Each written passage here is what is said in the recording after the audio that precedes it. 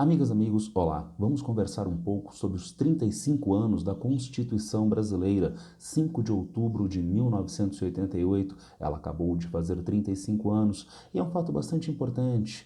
Importante porque trata-se da primeira Constituição brasileira feita logo após o fim da ditadura militar. É um feito bastante importante. Por exemplo, o Chile ainda não conseguiu fazer isto.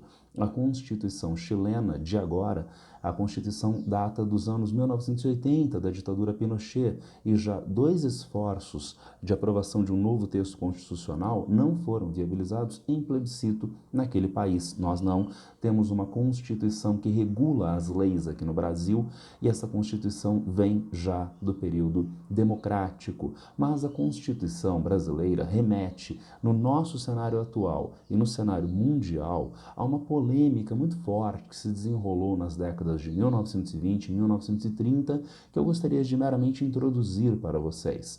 A polêmica entre os juristas Kelsen e Schmitt. E qual era esta polêmica? Ora, o que é a Constituição? Quem faz a guarda, a interpretação do texto constitucional? Na visão de Carl Schmitt, nós encontraríamos a Constituição não apenas como um texto escrito, como algo positivado. Nós encontraríamos a Constituição como sendo inerente à essência de um povo. Um povo é dotado de uma Constituição que é equivalente à sua essência formada histórica culturalmente. E esse povo, que tem uma essência histórico-cultural, tem também uma liderança. Esta liderança, se legítima, é a liderança natural, tendo em vista o desenrolar desta formação histórico-política, cultural de um povo. Este povo tem, obviamente, normas de funcionamento. E quem julga as disputas mediante as suas normas de funcionamento? Na leitura de Schmitt, o líder do povo é que faz este julgamento. Vejam, se essa polêmica data dos anos 1920, 1930, é claro que eu estou me reportando à Alemanha nazista. Então, há uma visão nazista de formação cultural distinta do povo alemão. Este povo seria dotado de uma liderança intrínseca, Hitler, e ele é que julga quais são as normas válidas, quais são os procedimentos válidos frente às normas que são inerentes ao povo alemão, diria este jurista Carl Schmitt, que era do partido nazista até 1945. Mas ele polemizou nos anos 1920 e 1930 com Hans Kelsen, um jurista austríaco judeu. Kelsen tinha uma outra visão acerca da Constituição. A Constituição é produzida em sociedades democráticas, sendo o ápice da chamada pirâmide jurídica, um conceito kelseniano, pirâmide jurídica. Por que uma lei tem validade? Ora, porque ela é empiricamente válida e ela está sustentada em uma norma superior. Bom, mas então esta outra lei, ela é sustentada por quê? Porque é uma outra norma superior que a sustente também. Bom, e aonde vai isto? Vai ao infinito? Não. A pirâmide jurídica de Kelsen termina na Constituição, que tem as normas fundamentais, tem a orientação que é necessária para o exercício democrático de direitos em uma sociedade. E é aí que aparece o problema. Quem vai julgar, quem vai interpretar se as normas jurídicas se as normas constitucionais foram implementadas adequadamente? Na leitura de Kelsen, não é o poder legislativo, ele faz as leis, então ele não pode julgar as leis, muito menos o poder executivo, tão caro ao Schmitt. Não é o líder do poder executivo que vai fazer esse julgamento. Quem faz isto é uma corte, é o poder judiciário, e não é uma corte qualquer, não é uma vara civil ali da esquina. Trata-se de um tribunal que é especializado em temas constitucionais. Que tribunal é esse? É a Suprema Corte dos Estados Unidos,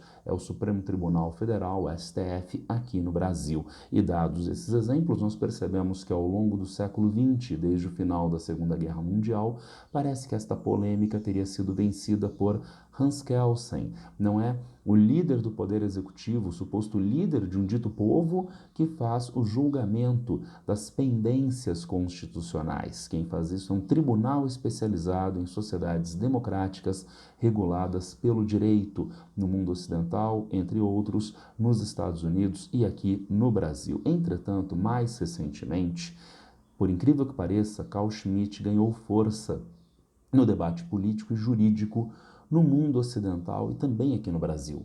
Ganhou força porque nós encontramos Donald Trump colocando em suspeição o processo eleitoral nos Estados Unidos e a justiça americana, e com dizeres ligados a povo, a formação histórica, assumindo que ele é que teria a última palavra em relação aos processos jurídicos. Isso ecoa Carl Schmitt. Não apenas Benjamin Netanyahu, lá em Israel, mudando a constituição do país com o objetivo de revisar as normas decididas pela Suprema Corte do país através do poder legislativo que ele próprio controla.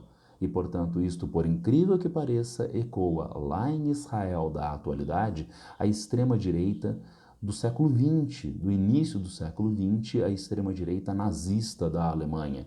E aqui no Brasil? Aqui no Brasil nós tivemos um incrível 7 de setembro de 2021, com o então presidente Bolsonaro dizendo que não seguiria mais normas da Constituição, porque ele, dizia ele, que ele representa o povo e ele não seguiria mais as normas do STF, né, o que o STF definisse.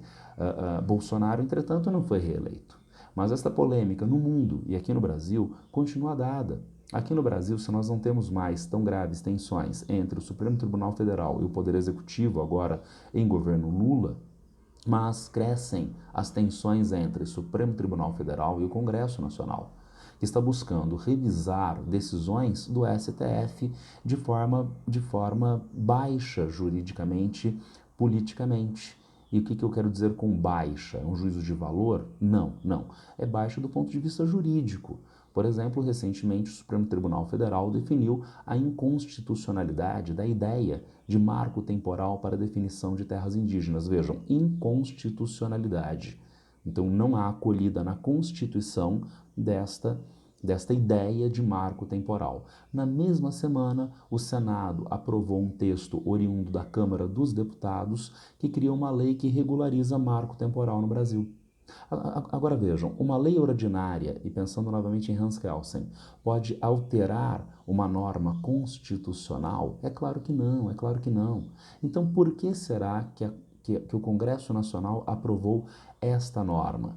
E há outros temas em polêmica, a questão do porte de drogas, a questão da interrupção assistida da gravidez, aborto, existem outros pontos polêmicos relacionados. Ora, porque o Congresso Nacional está buscando emparedar, limitar a ação do Supremo Tribunal Federal, e ele joga com isto na chamada pauta de valores, pauta de costumes. Nós somos uma sociedade brasileira extremamente conservadora, extremamente reacionária, e este reacionarismo ganhou muita força durante os 4 anos de governo Bolsonaro.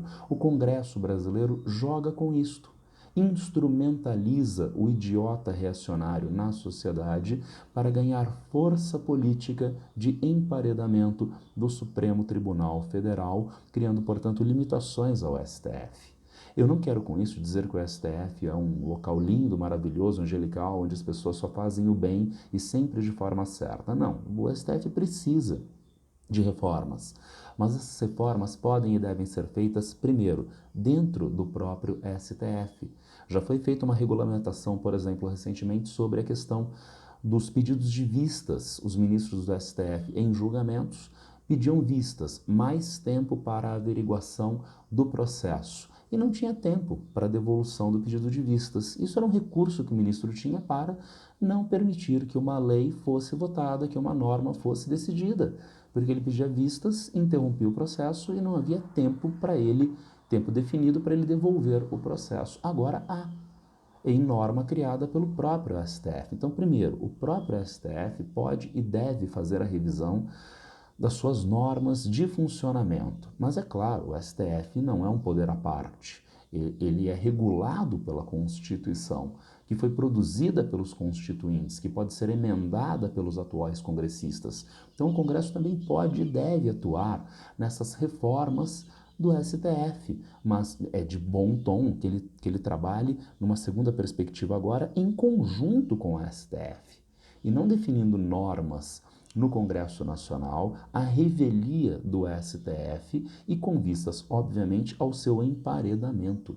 E por isso, a nossa Constituição de agora, a nossa Constituição de 1988, que comemora 35 anos, é um fato muito importante, para o cenário brasileiro e para o cenário e dentro do cenário mundial. No cenário brasileiro, a nossa primeira Constituição democrática. No cenário mundial, a atual polêmica ressuscitada entre Schmitt e Kelsen, e que está presente hoje no Brasil com essa tendência de emparedamento do Supremo Tribunal Federal, se nos últimos 4 anos pelo presidente Jair Bolsonaro, atualmente pelo Congresso Nacional. Era isso que eu queria passar para vocês hoje, uma breve reflexão acerca da Constituição brasileira, desta polêmica sobre a interpretação da norma legal, sobre a validade e funcionamento da Suprema Corte do país, Brasil, dos países em geral, Estados Unidos e Israel. Quem tiver alguma dúvida, alguma crítica, alguma sugestão, já sabe, é só me encontrar a qualquer tempo aqui nas redes sociais. Abraço para todas e todos e boa sorte.